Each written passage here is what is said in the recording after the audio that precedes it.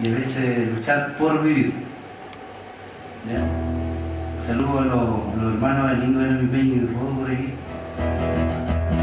Yo no lo había hace como 4 años, 3 años, 4 años, y ahora estoy con la cámara como siempre.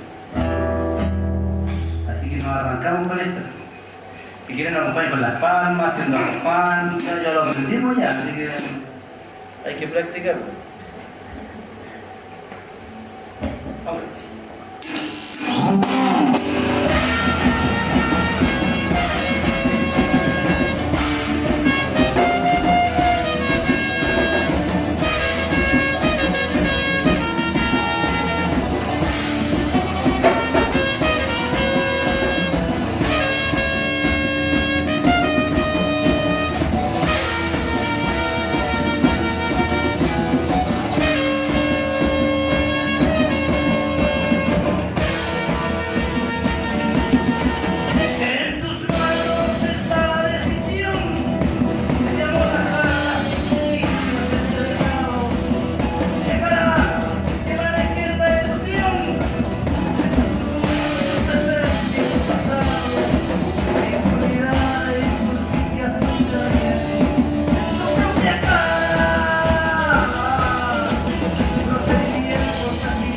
Asesinato.